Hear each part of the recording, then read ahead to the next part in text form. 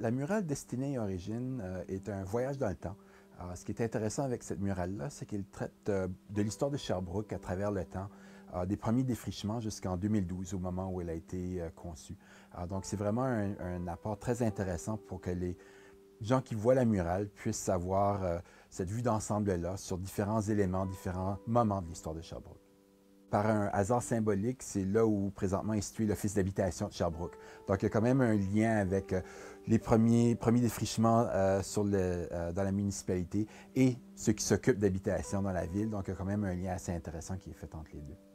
Le petit arbre de la murale, lui, est un peu un symbole. Il se voulait justement, comme on parle de destinée et d'origine comme tel, on parle du premier colon à avoir défriché une partie de la ville de Sherbrooke, avant même que Sherbrooke soit considéré comme un futur village.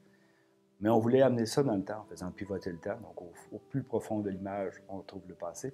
Et en premier plan, on trouve même une artiste en train de fignoler un peu la murale. Donc, c'est vraiment un petit peu voyage dans le temps, parce que même les personnages qui se retrouvent à l'intérieur de la murale ne sont pas tous reliés.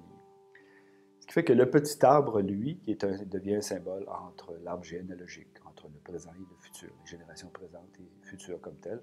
Et ce qui est particulier, c'est comme l'édifice la murale a été peinte sur l'édifice de la coopérative d'habitation de Sherbrooke, ce petit arbre a été maintenant planté sur un des terrains de la ville. Il y a plusieurs difficultés qui se produisent lorsqu'on fait des murales, puis on s'amuse à dire, lorsqu'on est muraliste, qu'on frappe toujours un mur. Pour celui-là, c'est qu'il était très différent. Il est beaucoup plus moderne que l'ensemble des murs existants dans le circuit. Ce qui fait que le défi, c'est de trouver quelque chose qui va parler d'histoire sur une surface qui était moderne.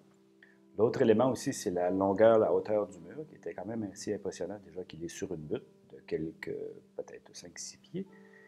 On rajoute là-dessus 4 étages d'échafaudage et qui n'est pas très large. Certains artistes qui ont eu certains vertiges d'adaptation avant de commencer leurs travaux.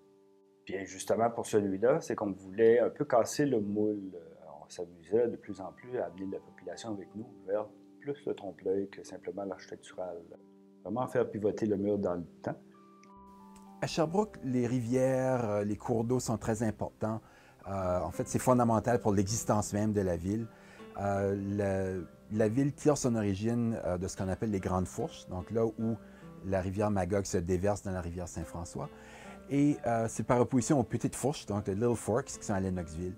Et donc, les Grandes Fourches qui sont ce lieu où on a d'abord un pouvoir d'eau important qui se déverse à partir du lac des Nations, qui s'appelait autrefois le Mill Pond. Donc, le lac des Nations actuel, qui est un élargissement de la rivière Magog formé par le barrage de la Peyton. Et donc, ce pouvoir d'eau-là permettait d'actionner des moulins.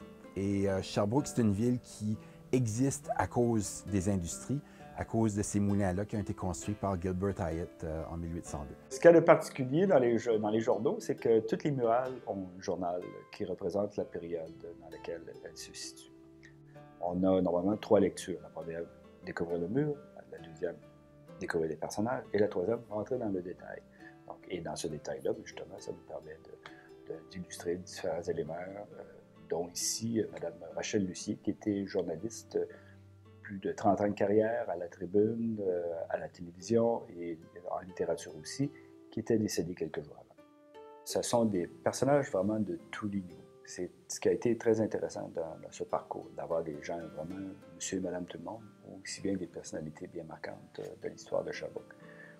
Un en particulier, bien sûr, c'est la raison de la murale, c'est Jean-Baptiste Nolin, qu'on trouve tout au fond de la murale, derrière le mur pivotant, dans l'imitation d'un campement. Albert Leblanc est un personnage différent pour cette murale parce qu'il a été choisi comme personnalité de la murale, qu'il a été un des fondateurs avec le frère Théode de créer l'Université de Sherbrooke, les débuts de l'Université de Sherbrooke, avec le pavillon de droit. Blanche Aliste Jarret, qui a été fondatrice du premier mouvement scoutisme dans la région.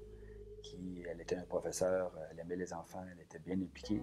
De créer ce mouvement-là, qui est encore existant aujourd'hui, ça devient donc une personnalité marquante. Et c'est encore là, ce sont des gens qui ont proposé le dossier de cette personnalité parce qu'elle n'est pas connue dans les grands livres d'histoire. Et ça devient vraiment un personnage intéressant.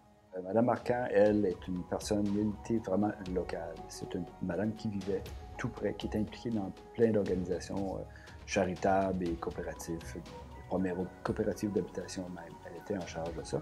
Et elle demeurait tout près. Même le chien qui est à côté d'elle, c'est son chien. C'est un chien vraiment connu dans le quartier.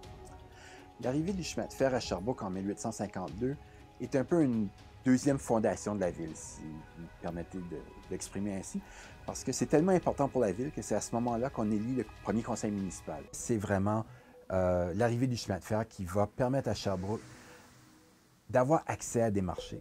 Parce que Sherbrooke, oui, avait des moulins, mais la communication avec les grands marchés de Montréal ou des États-Unis était compliquée.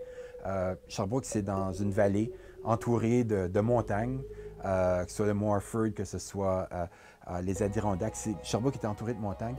Et donc, les routes étaient difficiles.